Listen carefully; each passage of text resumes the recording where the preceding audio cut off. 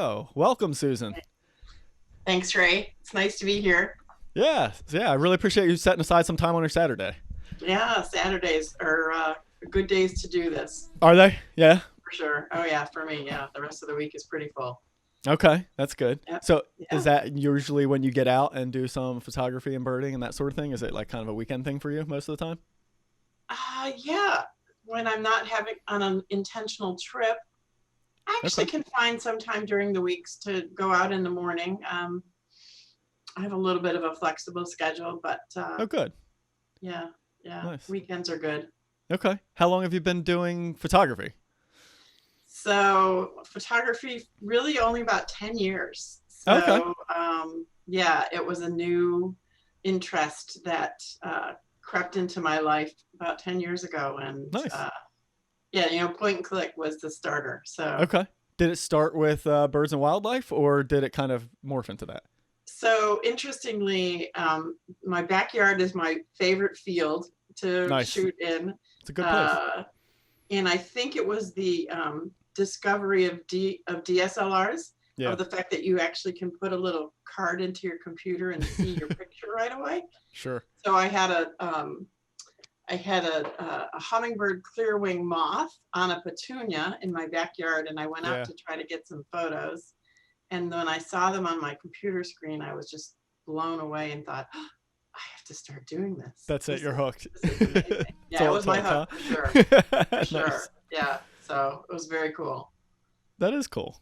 Yeah. Yeah. How about you? What got you started? Um, so I grew up hunting and fishing, just always being outdoors with my father, Hmm. and I got my first photography job when I was right out of high school. So that was 1999, and I was working for a portrait and wedding photography studio, and during my time being there, I kind of did less hunting and fishing as I grew up and got older and just got busier and less time in life. So then I started uh, noticing my dad was doing the same kind of thing you were just talking about, backyard bird photography, right? So he was doing less hunting, fishing, all that sort of stuff, and just being out in nature. So he was always looking for a way to kind of stay connected to that. And Yeah. so he had a Canon Rebel film camera at the time, and with like a kit 70 to 300 on it, and then eventually graduated to the digital Rebel series. And that's when I started being like, oh, look at this. He's getting some cool stuff. And then he started going locally here to the National Wildlife Refuge, just Forsyth down the Hmm. shore. Um, and I started tagging along with that, and then before you know it, it was just kind of just more and more and more, and then just Right. Yeah. Right. more It just gear, more sucked right photos, more in. everything. Yeah, and so did that's kind of how and it started. and birds? When did so wildlife came first? When did birds become Well, a birds was kind of fascination? it with the photography. So he was doing Okay. backyard bird photography. Right. And I mean, here in southern New Jersey, that's like all that's around. There's not a Right. lot of mammals. I mean, you can get like, you see this photo behind me of the deer. Like we get white-tailed deer and, fox and rabbits and gray squirrels. Like that's about it. That's pretty much it for mammals. Yeah. I mean, there's a few other mammals around, but they're not common and frequent and easy to get to. So yeah, it was kind of just the what was around was birds, and that was the easiest thing to try and go after. Hmm. And it was neat that it kind of translated into what we used to do with hunting. It was kind of still the same thing, right? Except you're Right. just not killing things, which is better. Yeah. So It's great. Which is great. Yeah. I'm not a hunter, so I appreciate hunting for food, but so yeah, good. Well, yeah, it's a real I think it's a gift to be out in nature and see what is there if your eyes are open to see it, right? That was yeah, part of my totally agree. yeah, Yeah, part yeah, of my definitely. journey. Yeah. Yeah. So what other questions did you have lined up? Oh, okay. Well, the one that I wanted to ask you first was birder or photographer or storyteller. So, Hmm. what you sort of started to tell me what came first. Yeah. Um, but I love that you've clearly made storytelling part of your discipline. So part of your creativity is not just the image, Yeah. but a story around it. That's actually what drew me to your work. So tell Oh, me thank you. about that, Yeah, your that idea of kind of storytelling. yeah. I certainly don't consider it a gift myself. I feel like it's just, just me telling what happened, I Hmm. don't think I'm a very good writer at all. In fact, I kind of really struggle with that. But, Oh, making those longer captions kind of came about um, as just wanting to share that experience, I guess, yeah, So yeah, sometimes just the photo doesn't relay the experience at all. I'm right, sure you know this, right? So you can look back at any one of your photos from years ago, and it immediately takes you back to that moment when you captured it, where you were, right, what the conditions were like, the people you were with, if you were with other people, right? All those right. things, like, and that's something that's incredible for photography to me, is that you Yeah. can just look at any of these photos and go right back to it. Like, watch, I'll do this real quick, right? So I'll just Okay. jump Go for way back in history here and grab a photo. Okay, here, this is how appropriate, right? Backyard photo. it. I was taking in my father's backyard, and he had this set up with this holly branch right off the side of the feeder. The feeder was off to the left here. And Uh, this was when I was learning about using reflectors for portrait photography. hmm. And so I had a real big reflector. It was like a 4 by 6 foot reflector.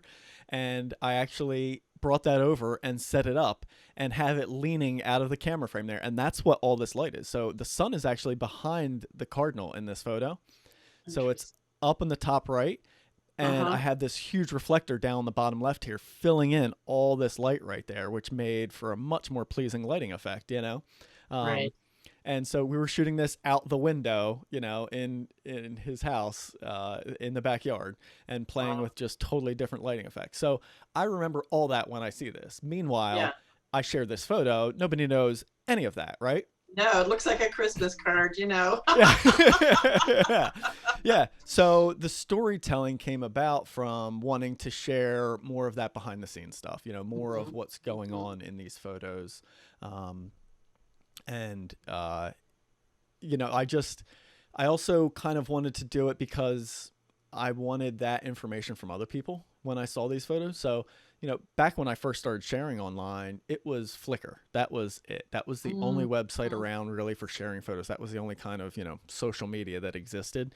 There was no Facebook, there was no Instagram, there was no 500px, like all these other sites that we all kind of know and use all the time now Right. didn't exist. And so, the photographers that I followed on there didn't usually share much. It was just, here's the photo, and I always kind of Right. wanted to know more, and sometimes would try and have a conversation with them to find out more. So I thought, if I might not be the only one that wants to know more about these photos. So maybe if I share it, other people might be interested in a little bit more behind the scenes of mine. And then the last part of it was a way to stand out. Hmm. So especially when my photography wasn't where it's at right now, and I didn't feel that photography was the best. One way to stand out amongst the crowd of everybody just sharing photos was to do something different. And for me, that difference was adding those captions. So Yeah. hopefully that answered your question in a very long way. No, a long way is good. The story, honestly, most photographers will post the camera, the lens, the setting, the location, and you know that's nice and it's Yeah. helpful. But the story is that thing that draws you in to really looking at the image and experiencing the image with you. So it's a real shared experience, which I Oh, that's think is really cool. what I hope my photos do as well. Yeah, Yeah. yeah, Yeah, definitely. And yeah. now I want to jump to you real quick. So I'm just Okay. going to go find a random photo in your gallery here, and I'd love to hear the story behind it, because I know that's kind of how it works. Oh, you know what? I had one that I saw earlier. I was just scrolling through before you joined up. Where'd it go? Where'd it go? Where'd it go? It was. Oh, let me see if I can find it again. Here we So go. that's my cover set versus my recently updated birds page. Okay. All right. Just Okay. FYI, I'll go I'll ahead. switch. I'll switch to that next, but I wanted to hear behind. Ah, Yeah, the Harris. okay. So that's a Harris hawk. Yeah. Of course, you know that. So one of my favorite places to bird in all of the United States is the Arizona Sonoran Desert Museum in Nice. Tucson. Okay. And in Tucson, they have at this desert museum, they have both a raptor free flight exhibit Yeah. and a hummingbird house. And then they Okay. also just have a bird area. So a lot of my photos are good enough because there's almost a captive audience in terms of the birds, right? Oh, Although okay. they're still on the move. They're Yeah. not tethered. So Gotcha. these guys were, they showed 3 Harris Hawks at once. They demonstrated them how they hunt and how they fly, and just such an amazing place. I've been there multiple times, and a lot of my photos are from there. Oh, Yeah. very cool. Yeah. Nice. Have you been? Have you ever been? I have never been even to that area. Definitely some place that's on the list, Oh, though, for sure. yeah. Yeah. Should be on your list. Yeah. How many Should be on times have you your list. been out that way?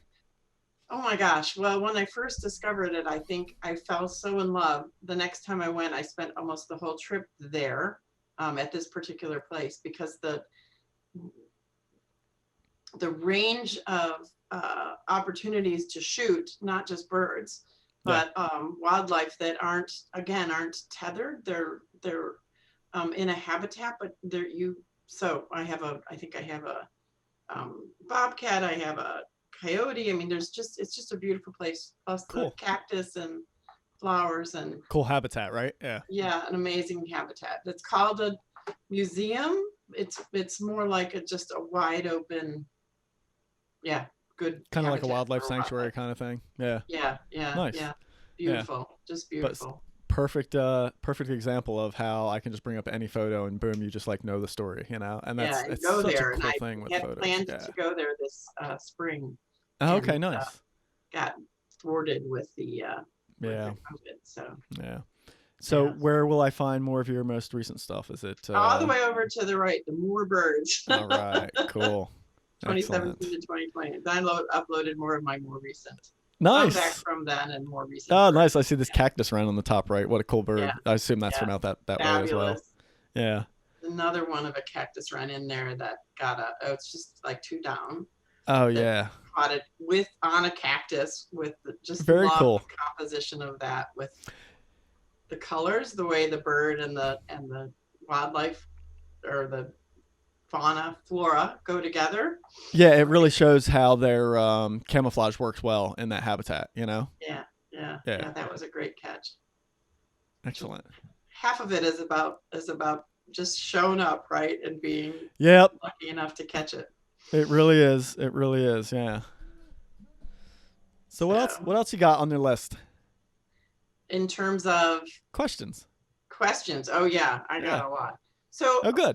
I want to ask you about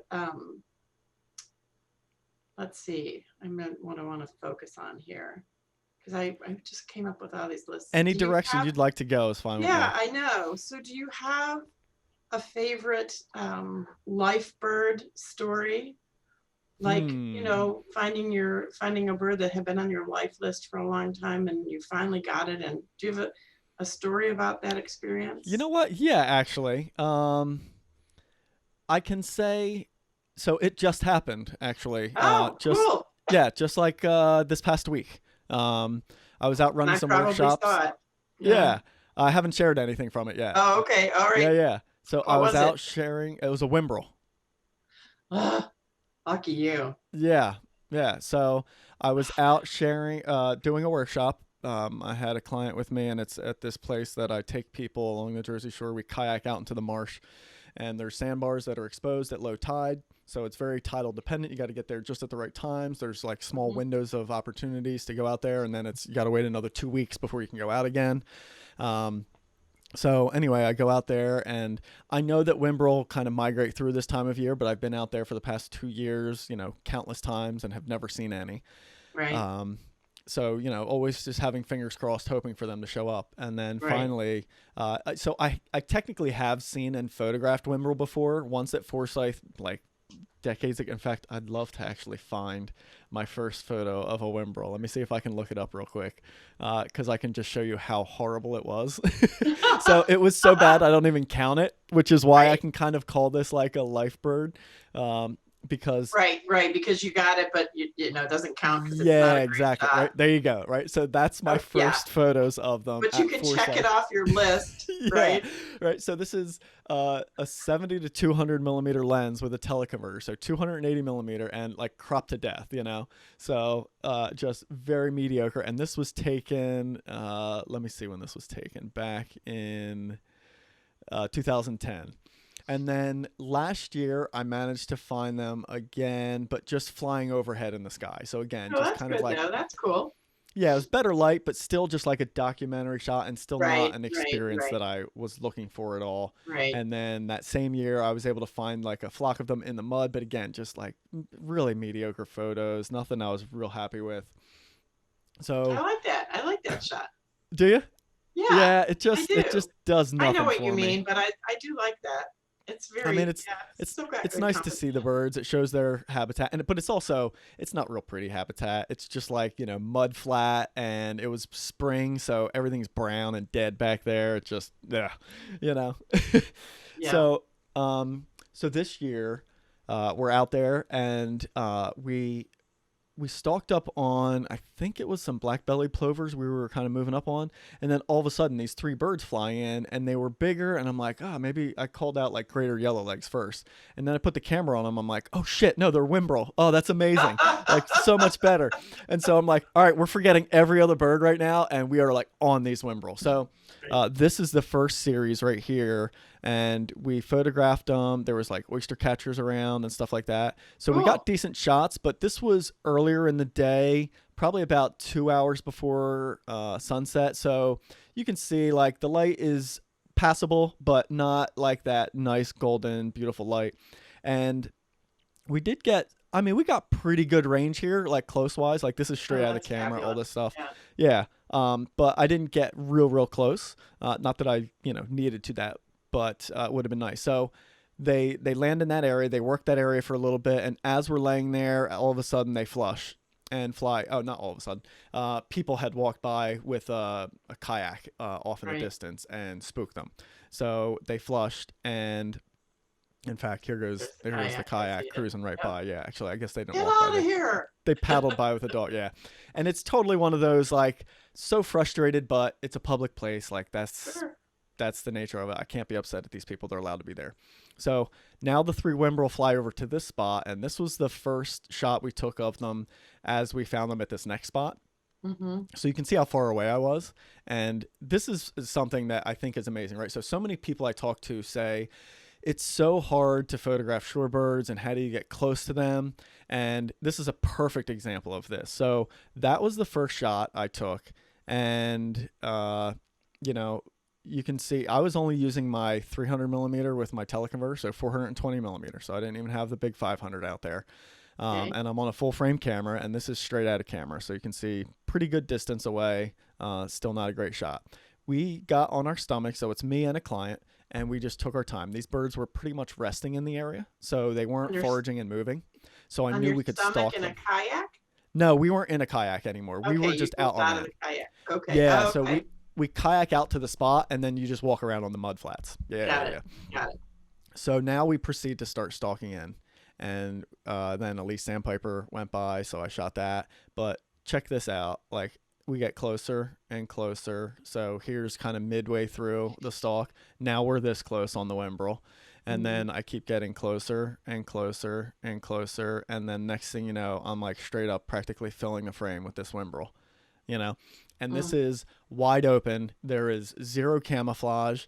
I'm not wearing any camouflage. Like we're not hiding. There's nothing to hide from these birds. This is just a great example of staying low and moving slow. So we were just on our stomachs, slowly crawling through this mud. You just move a little bit, sit and wait. Move a little bit, sit and wait. And it probably took us, I mean, let me see. So yeah, that was about as close as I got.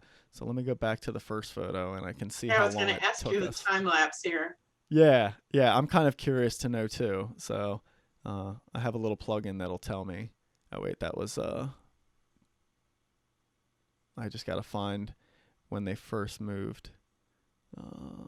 Find the kayak. Yeah, right. Oh yeah, good call. Gosh, I shot so many. There we Yeah, go. you did. There's the kayak. Okay. There we go. All right. So let's see. I got this little plugin that tells you this. Compare That's photo awesome. times. All right. So yeah, not too bad, right? 15 minutes of just Oh, stalking and crawling in. So it didn't take us that long. oh, that's amazing. Yeah. Yeah. So it That's wasn't even amazing. like a crazy long amount of time. But to go, from that to that in 15 minutes, just staying low and taking our time. And then next thing you know, yeah, I'm like filling the frame with this. And now by this time of the day, the light's lower and it's getting really good. And So um, beautiful. yeah, and this place has just the best backgrounds. The backgrounds are so far away and nice and layered and everything. And yeah, you Right. just get No, some I great love it. shots. I love So, it. So you were on your belly, oh yeah, oh yeah, just like, covered with mud by the time you were done? oh, disgusting. Oh yeah, yeah. My clothes still smell. They smell for like weeks. Just gonna Yeah, and say, I'm not that kind of birder. yeah, yeah, it's not for everybody. It totally No. isn't. Yeah. Yeah, Mm. and actually, like in my description of this workshop, I tell everybody, I'm like, this is the most physically demanding workshop I do, because half the time, like crawling up to these two, you're crawling through shallow water, so Right. you're in the water trying to keep your camera from getting wet. Oh, yeah. That's Yeah, so. and yeah, it's like it's definitely This extreme is burning. this is younger man's work, It, right? This is I for have young had folk. I have one woman that comes as she's gone out 2 years in a row now. 70-year-old woman comes out there and does this with me, and she loves it. Yeah, and she actually I can barely keep up with her. She's impressive. Yeah, yeah, she's an Wow. amazing Yeah. person. So yeah, but it How long totally has and she been? How long has she been birding?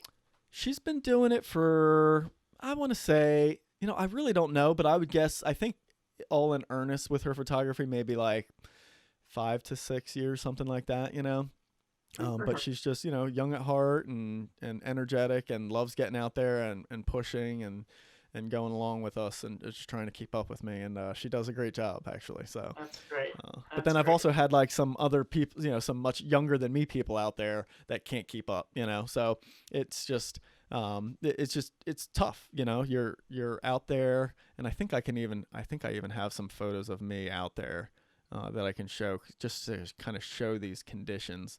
You um, actually should show that because people, I mean, I've read stories of people laying in the swamps waiting for that that shot, and I just think, Yeah.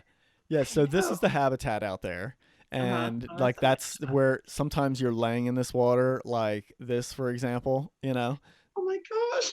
Yeah. And so this camera's not waterproof. Like if it goes in, like that's it. I've had friends and one client been out there that I've seen 4 cameras go down out at this location. Oh my gosh. But yeah, we're laying out in you're laying in the water in the sand like this, and like this is not that location, but this is some of the stuff I do sometimes.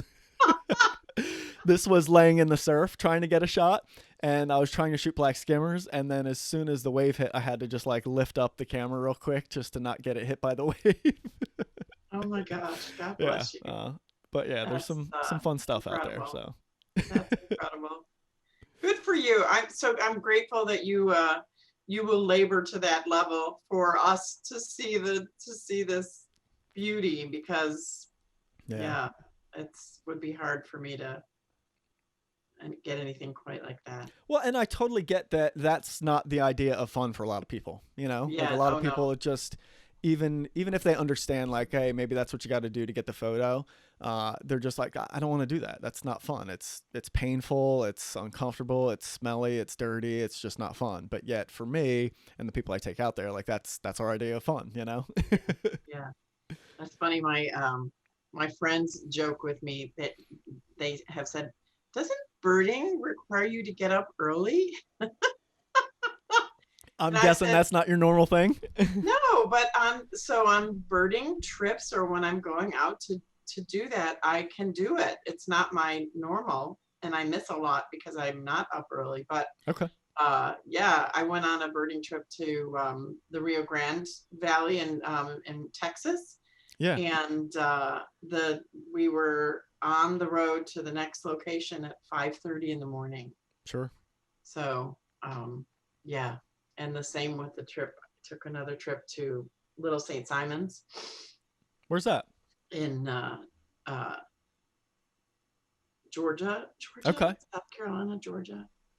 I'm sorry, I'm Yeah, they're all the blanking same on down that there. one. But I went with the Cornell Lab. Okay. So the Cornell Lab does a birding trip there, and Little St. Simons is a dedicated um, wildlife like island. It's privately owned, but that it's completely eco-friendly and so full of mosquitoes and but a great place for birding. And so it was Good. a fall warbler migration, and that Oh, was like my nice. first real birding trip. So Oh, cool. yeah, Nice. Yeah, fall warblers are tough, you know. Fall yeah, migration yeah. is real tough. Fall's a lot tougher than spring Yeah, for totally. You sure. know, the birds are just all they care about is feeding and moving on, and you know, they're almost always up high and they don't make as much Right, noise and yeah, right, yeah, right, tough, right. but cool to see them in the different plumages though, you know? Like Yes. yeah. I almost always get a new or surprise warbler passing through in the spring, Yeah. stopping in my yard because my yard is conducive to that. And Oh, so that's great. this year I got the bay-breasted Oh, warbler. Never had. I mean, it just like nice. dropped into one of my fir trees. Did you get a So photo? yeah, I think it's at the very end of this And page. oh yeah, So at there the oh bottom, yeah, there it nice. is. Yeah. Well, that's through a window. Okay. So yeah, so it's a Yeah. little fuzzy, but Yeah, and he was very down cool. low for you too. Yeah, I was Oh, what a lucky. gorgeous bird, huh?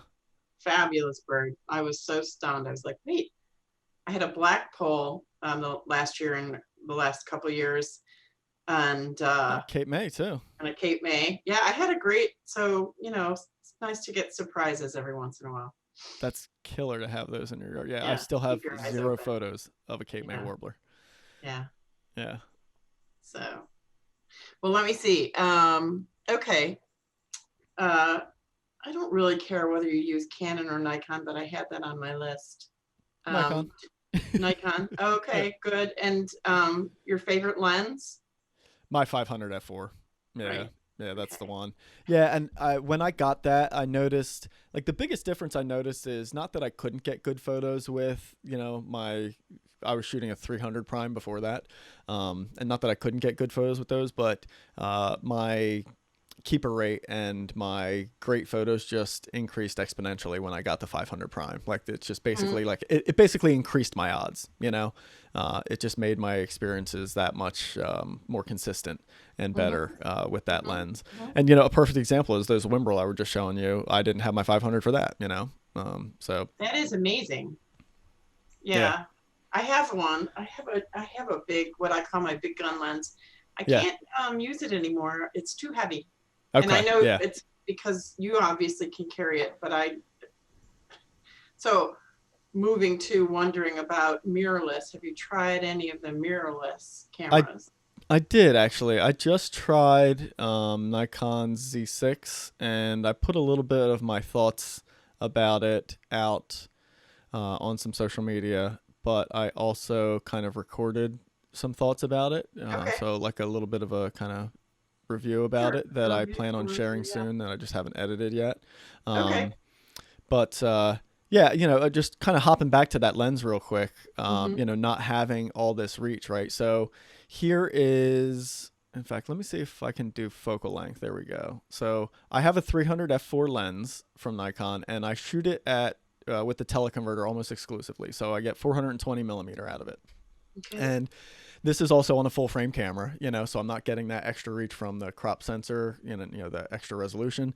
And also bear in mind, you know, the camera I'm using right now is only 16 megapixel. So I don't have one of these newer cameras that have crazy high resolution to be able to crop in a ton and all that. Every photo you see right here that I'm scrolling through was all shot with that 420 millimeter setup, you know. So it's just, I think it can really show like you do not need all the reach. You know, it doesn't need to be 500 millimeter, 600 millimeter, or more. You know, especially for people kind of beginners getting into wildlife photography and bird Right. photography, especially. You know, so many things I hear is, oh, I just need more reach. I need that. I want to get that 600 zoom, or I want to get that, you know, whatever. And you know, I think your time can be better spent working on fieldcraft and learning these birds and getting closer to these birds than it can with just using more reach. It's not to say that certainly sometimes I don't want more reach, than even my 500 provides me sometimes, but there's so many times where these are all shot at 420 millimeter. I mean, here, I didn't even crop this. This is just straight out, the bird was so darn close. I couldn't even fit the whole thing in the frame. You know what I mean? And so patience and learning your species and just spending time in the field, I think can yield some amazing results, even with just, 420 millimeter. Yeah. So what's the camera that you use then? I use a Nikon Z6. Yeah, so it's a full frame camera, and the reason I love it is because it's so good in low light. Like, that's where it excels. I can really push the ISO on this camera and get really good results out of it without having that much noise, which is less and less of an issue these days with like plugins like, the Topaz denoise plugin everybody raves about, and it's really good at removing noise in post-production, but still just having that better quality to start with is a nice advantage. And I personally find myself shooting in low light more than I find the need to have high resolution and crop in a lot. So I'm always pretty much going to probably skew towards lower resolution, better low light cameras than I would higher resolution cameras that maybe aren't as good in low light. And that's just my personal preference because of the style and the way that I shoot. Yeah. Well, that's interesting. That's good to know. The one that I like to use when I can stand the weight is I have a D810. Yeah. Yep. So, but it's very heavy. Yeah. Even with just 28-300 on it. So. Sure. And do you have a battery grip on that, or just shooting it just the body as it is? Just the body as it is. Okay. Yeah. And so my camera, the D4S, is even larger than that. It's like the grip is kind of permanently built into it. It's not an add-on. So the thing just weighs a ton. The batteries, it's totally a tank. I totally admit that. Like, that was the nice thing about the Z6 was like, all right, this is much lighter and more portable. But my overall impressions were, it's just not for me yet. Like, I didn't love it. Yes, that's the key. So for travel, for me, just lugging that backpack with all the, the extra weight of the camera. So I have a Sony RX 10. Oh, nice. Yeah, it's perfect for vacation photography. Sure. Right. Yeah. Not specific birding photography. But the ones that you're looking at, we're done with the DA10. Okay, cool.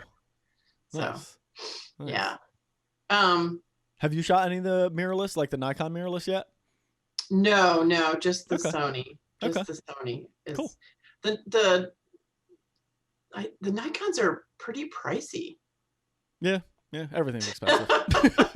That's all. I mean, the Sony was right. So I was at one point in my brief photography life, I would spend what it cost. The DA10 wasn't cheap, right? Yeah. And the lenses, but now I'm sort of like backing off and saying, okay, what's more reasonable given what I'm able to do these days? Yeah, no, that makes sense. Yeah. So here's my sort of big question for you. What's your best kept, see, now I'm going to ask you to out yourself, birder's secret? Or a photography secret. You can pick which one you want to do. You have to tell people your secret. Yeah, that's a good one. Secret. I think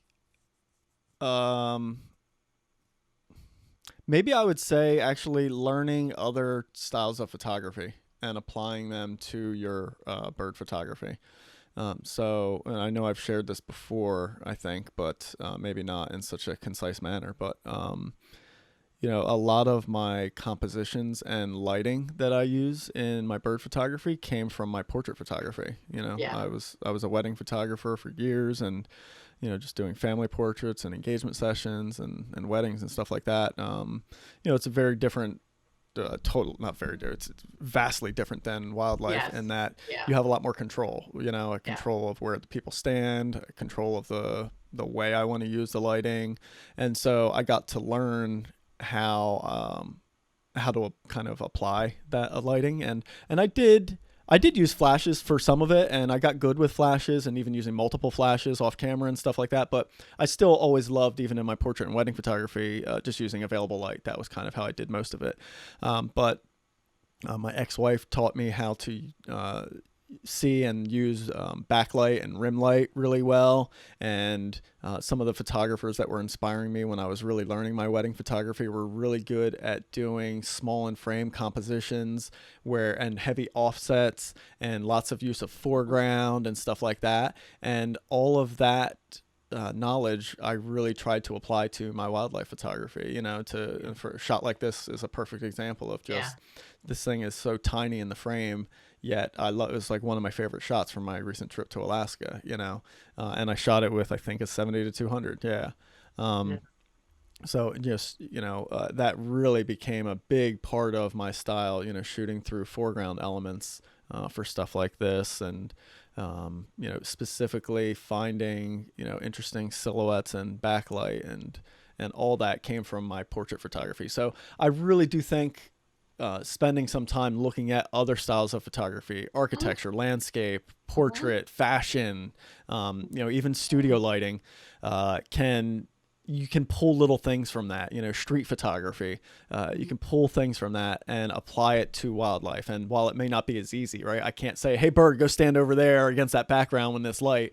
I can, when I have a cooperative bird, try and position myself to get that bird against that background in that light, in that right spot, And while it doesn't work out all the time, just knowing that and having those goals in mind is what kind of yields those results, like here's this photo, for example. This bird flew in and landed off to my right. So as I was facing the sun, so the sun was rising in front of me, the bird flies in and lands to the right. Well, my first thought is I want to silhouette that bird with the sun in the background. Like that was immediately what I thought, right? I had that vision in my head. And so thankfully I was in my floating hide. So I was able to actually move around in the water. I was sitting in like 4 feet of water, or maybe like 3 feet of water. And I was able to slide my camera and hide around in the water to line up this bird with the sun in the background and then get the shot. And then actually when I first moved in, I was too close. The angle didn't work right. So I had to back up a little bit and so I could get the sun in the frame. And what I really wanted, the vision I had was I wanted to get his head inside of that sun. Yeah. But as I tried to move in position for that, that's when he flew. So I wasn't able to get that, which was the specific shot I got. But I was still able to get this, right? But that comes from just being able to play with these silhouettes and stuff like that so many times in the past, and originally with all my portrait work, doing silhouettes of people and the bride with her veil up against the pretty sky and stuff like that. Like that's where I learned all of that, and then just started applying it to wildlife, and so all those ideas are in my head, so that when I see an opportunity present itself, instead of just, okay, there's a bird, I'm just going to shoot it there, my first thought is, well, where do I have to move to get the shot that I want? So it's more of, I guess that's the second part of it, right? It's more of a planning process, even when it's a moment of opportunity like that, like this bird just flew in, I wasn't expecting it to be there. But it's still more of a planning process than a reaction process. So, the reaction process would be the bird flies in, lands there, and I react and just start pointing and shooting at it. Whereas the planning process is the bird flies and lands in there, and I think of what I want to do and plan to try and make that shot happen. And, a good 50 to 80% of the time that doesn't work out. But when it does, you get shots like that. Yeah, that's those are the shots that you do that just blow me away. I gotta say. Your baby birds, with the sun. Oh yeah. I always am so taken by, oh, look at that. The little guys, and then the little guys, that one that you just showed with the 2 babies and the I guess it was the mom or whatever flying in. Oh yeah, with the feeding one. Yeah. Gosh, that's such a great shot. I was just looking at that on your website. I was just stunned. Yeah, where was that? Maybe it was more recently. Yeah. You showed it actually when we had just a second ago. There it is. Yeah. Yeah. Just like that's so. And so those, tell me what those are. These are common terns, and so yeah, this shot came about. So I actually don't even think that's the parent. Really? Yeah, yeah. They So do. They think it's the parent. they certainly do. Or you know what? This one was. That's right. I forgot. This one was the parent.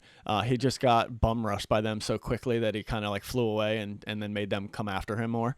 Uh-huh. Him or her. I don't know if it was a male or Right, female coming right, in. mom or dad, yeah. But a shot like this comes from learning these birds' behavior and being there. Yeah, So I was at this colony for about a week straight every morning, just taking people day after day, running workshops.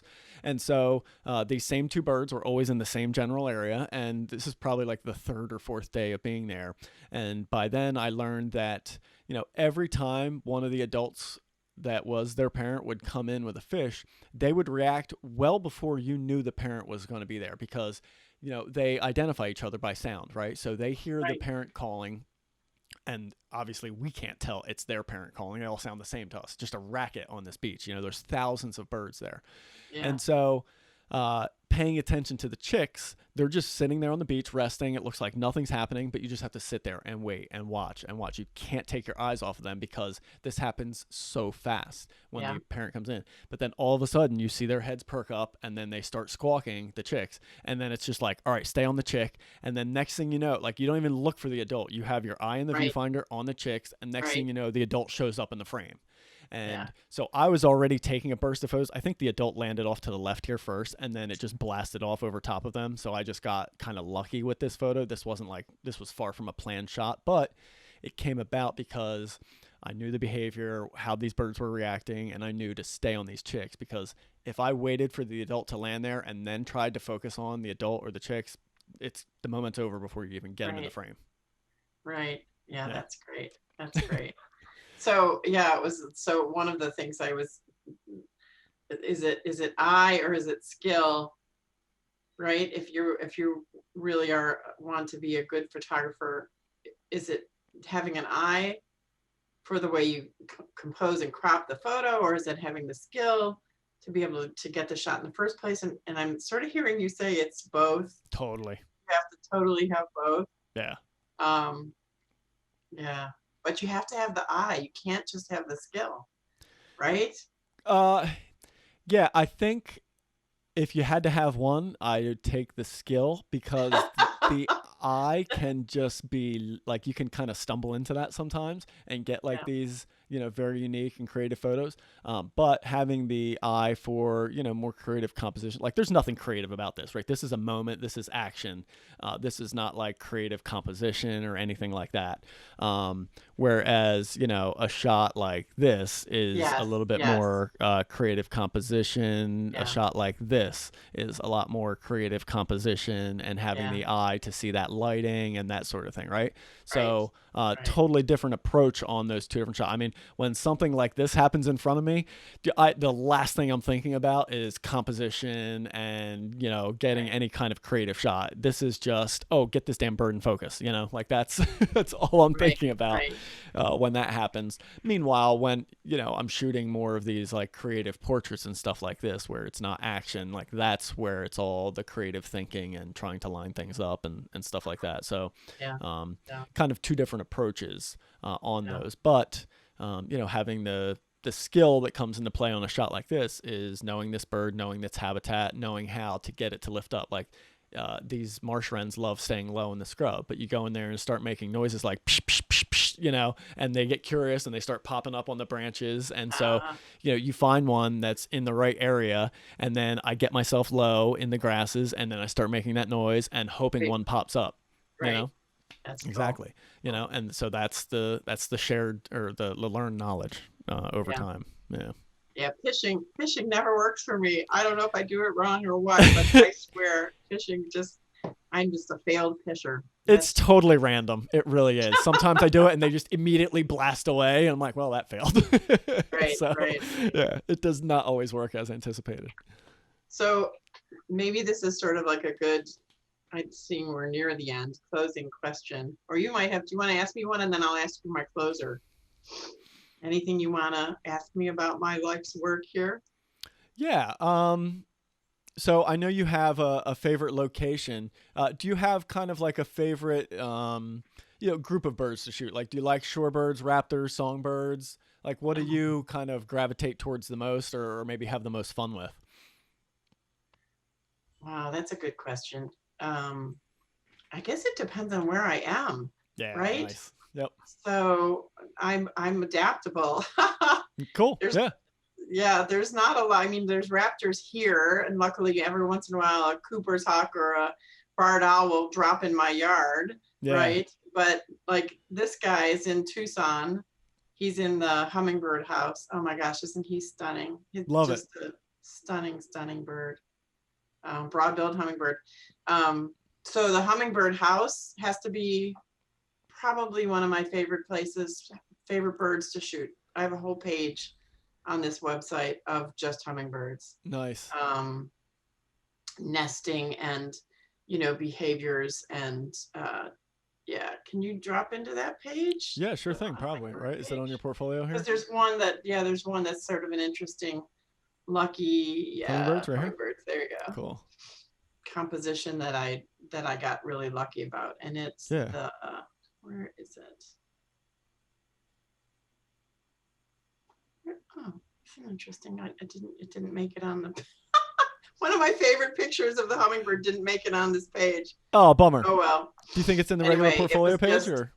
pardon. I don't know if it's around, but it's sort of a hummingbird flying away into this greenery, and so all you just see are the wings. It's a really cool shot. I'll send it to Okay. you. Yeah. Yeah. Please do. A different photo. Yeah. Yeah. These are more for getting a good shot of the specimen, right? Gotcha. And Yeah. Well, so cool seeing them on that tiny little right, nest, huh? right. Isn't that wild? Yeah. Which one?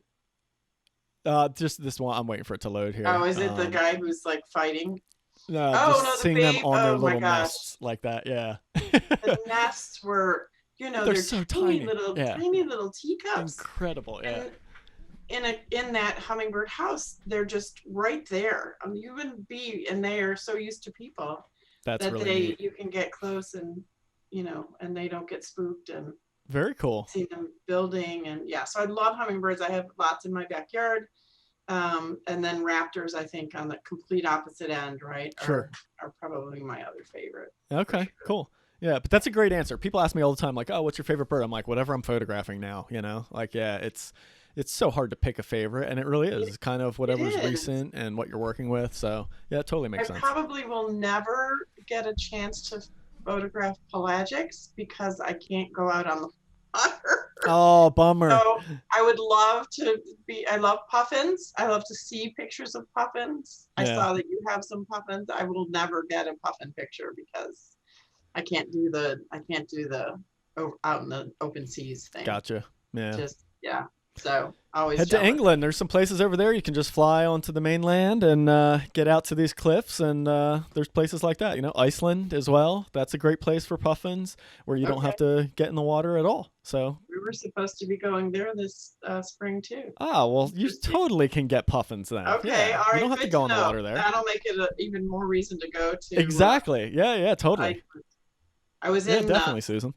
Scotland, and there was a boat trip to Staffa, which is one of the islands in the Hebrides, and people got shots of puffins, but it would have been a little too tricky for me. So Gotcha. Yeah. All right. So my closing question for you is what is the sort of at the heart of the goal of your work? If you had to think of just what it is that inspires you, and what is your life goal in terms of this body of work? The life goal, I really don't know that I necessarily have set yet. I think that's ever changing and ever adapting. But I can tell you, it's pretty easy to share kind of like my goal with my photography is to simply present a beautiful photo of whatever I'm photographing. And I'm not, kind of like not perfectionist. That's not the word. I don't mind editing the photo, altering the photo a little bit to make it look better. So I'm not a purist in the sense that I'm only sharing exactly what I capture, because a lot of the times exactly what I capture has, minor distractions and things like that. And I think with some good post-processing, I can make that photo better.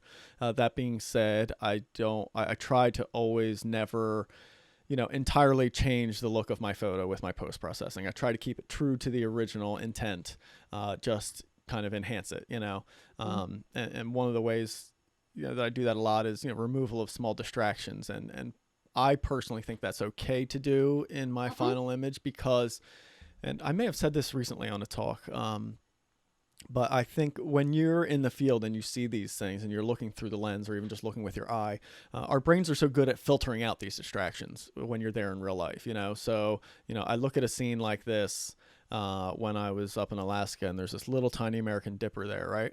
And meanwhile, and in fact, I can show you right now, right next to it or kind of in front of it were these kind of big, gnarly, distracting branches right here, right? Oh, So interesting. I don't see them when I'm there in the field. Like when I was there looking, it's just like, oh, just the bird and the waterfall, right? Like I'm not paying attention to this at all, except Right. as a photographer, I was paying attention to it because I'm like, damn, I wish those weren't there, Right, But I right. also knew when I was shooting it, like that's a pretty easy removal, And so, boom, there, I removed that, Uh, Wow.